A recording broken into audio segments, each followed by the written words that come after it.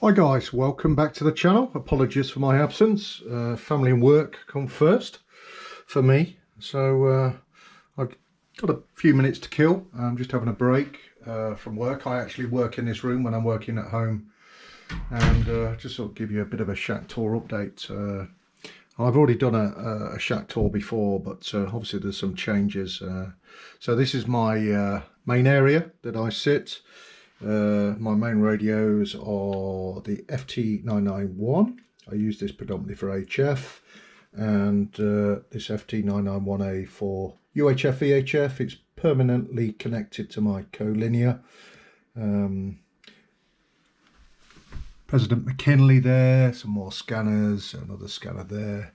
The ICOM 756 Pro, 20 years old, still works good, and a few other radios and tuners that you can see there as well. I've got a very small garden, so everything's a compromise, hence the tuners. This is obviously my main PC. This is a hard drive, and I think it's the what's this one? Oh, it's the SDR Play. Anyway, so I'll just move around and show you. I'm sure you will recognise that badge there, Digital Analog Ham. Chris gave me that when I met up with him at Hamfest in Newark here in the UK.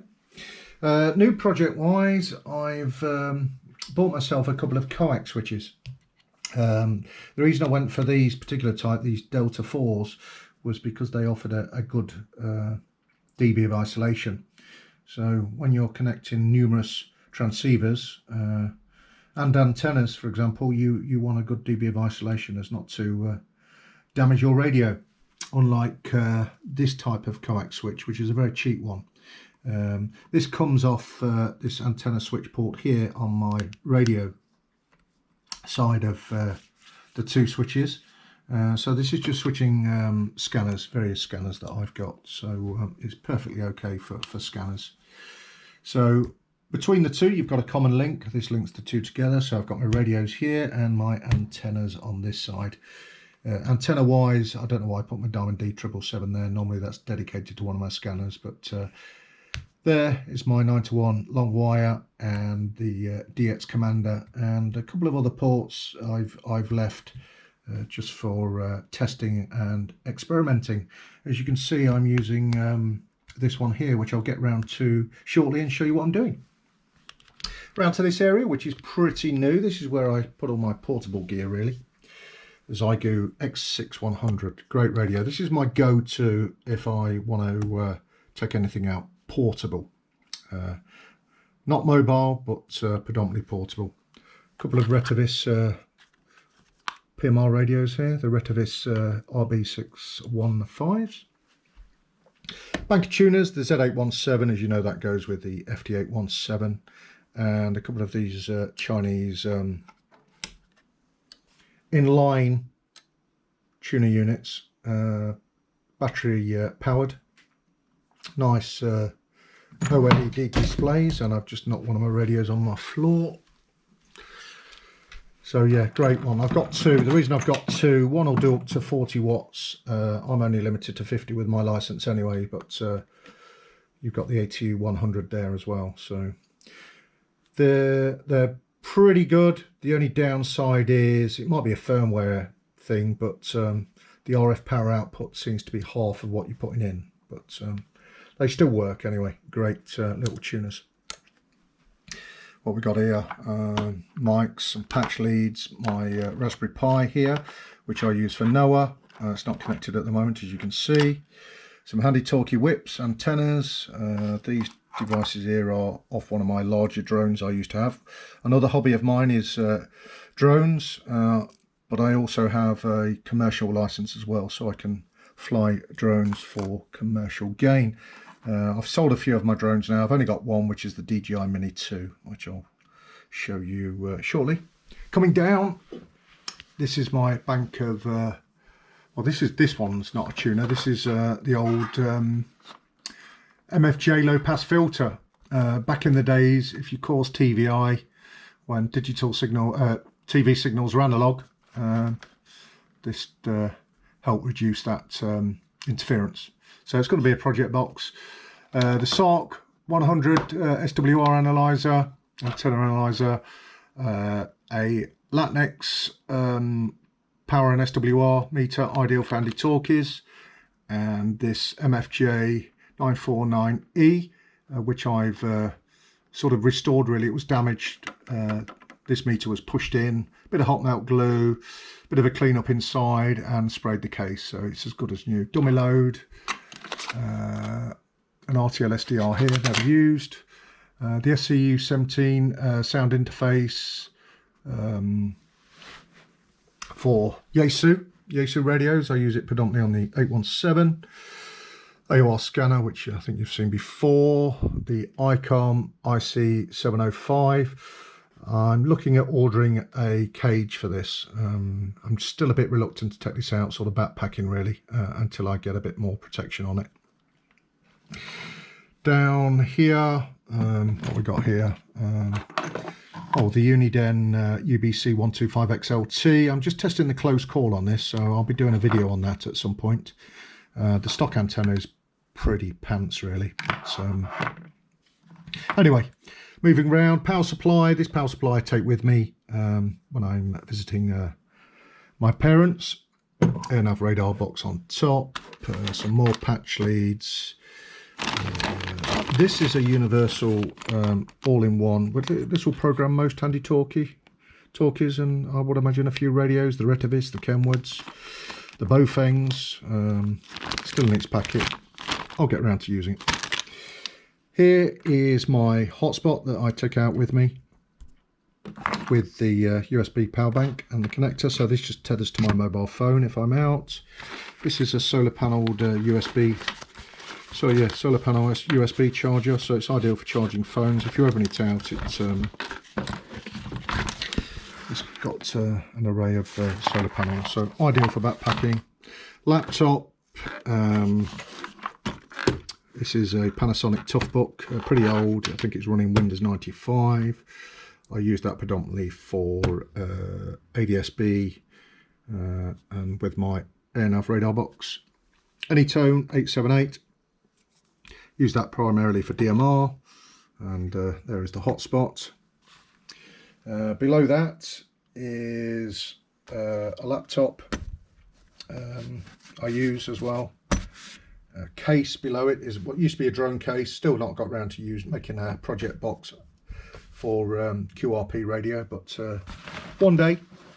My drone, which is the DJI Mini 2, as I mentioned, hobby and for commercial work as well. Coming around, a bank of, I've got numerous printers here because I work from within this shack as well when I'm working from home, as I've mentioned. Bofeng there, a couple of charging dock stations. This charges my LiFePO 4 batteries. Very cheap charger, does what it says on the tin. I think I paid about £15 for this off Amazon. Coming up, just on one of the printers is the AL705. I did a review on this. Quite an expensive loop, but it was predominantly designed for the ICOM IC705. But if you go through one of my videos, I don't know how far back, I used it with the Xiegu X6100 and made a couple of QSOs on that as well, just running QRP. Moving around, now this is what I'm testing. This is my sort of testing area really. I'll just show you around what else I've got. I've got this little 9-to-1 NFED matching unit. I won't say little, I think it's quite a high powered one actually. I think this will do, what's it say, 250 watts. Not got around to using it. I like this little quick release for the radiating element to connect to. Insulator that goes with it as well, and also that came along with it. I think I paid about £50 for this complete this rfcoms.co.uk 1-to-1 choke balun. I've made my own choke baluns, but I've never had one in a box, so not bad for the price really. So yeah, so that's www.rfcoms.co.uk. I think he sells on eBay as well. That's the radiating element part of it as well. I think there's, not sure if it's 10 or 20 meters there. Coming down, right, so this is what I'm running. I'm actually decoding PSK31, and the interface I'm using is this. It's called the Wolfie-Link. I think it's made by a guy in the States, and unfortunately I believe it doesn't make them no more because of component shortage. I actually got this from the States. I put a message on Facebook, my group, and a guy in the States offered to sell me his. I think I paid £40 for it. Excuse me, just very inconvenient. Yeah, about £40 for this, and for me to get it released for customs, it cost me another £40 just for that. But anyway, so I'm using Droid PSK. It's a paid app, and I've just been decoding PSK31. So my next step would be to try and transmit as well. I've also downloaded HF WeatherFax as well, and I've been decoding some WeatherFax. So that's tied into my FT817. So yeah, one side, this goes to the tablet. It's a 4-pin ring. I can't tell you the actual proper abbreviation, but if you put 4-pin ring, 3.5mm jack lead, you'll get it. And then this connects into the DIN port on the back of the radio, and that's it really. Camera gear, my phone that's just rang, my personal phone. And this is, I use sometimes this for work as well. This is a Cat S60 phone. It's an Android phone, but I like the FLIR infrared function on that. If I don't trip up. Coming round, I'm sure you'll, well, a lot of my UK followers will recognise the ZX Spectrum. This was my late brother's. It's in pristine condition, and I've just stored it in here for now. My brother's PC, and another one of my hobbies is astronomy. And this nice big unit here is the Meade LS8 fully automated telescope, and this is my homemade dew shield. A few lenses, and looks like some news coming through on the BBC there. So yeah, so that's this area. Moving around, I can't really put the camera up too high because of some sensitive documentation. This is where I predominantly work. This PC here is what my partner predominantly uses, and I only use it for programming radios. And I've just put this book here because of sensitive information. So moving around, this is water.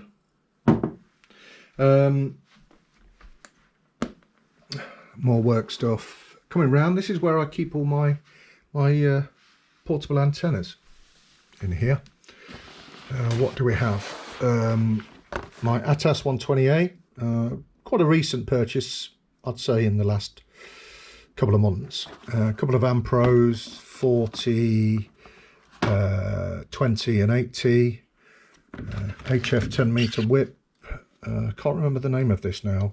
Chris Digital Analog Ham recommended this, with 10 meters being open at the moment. He had some really great results with that. So some collinear, yeah, mobile whips, 4 meters, CB1 there, 4 meters, spider beam, 10 meter fiberglass pole, and my Buddy Pole Deluxe system in this holdall here. So we'll just move around, almost done full circle. This is my Ender 3 Pro. I just print off bits and bobs really. I find them quite useful for the money. PLA is quite reasonably priced. And I've printed these off Thingiverse.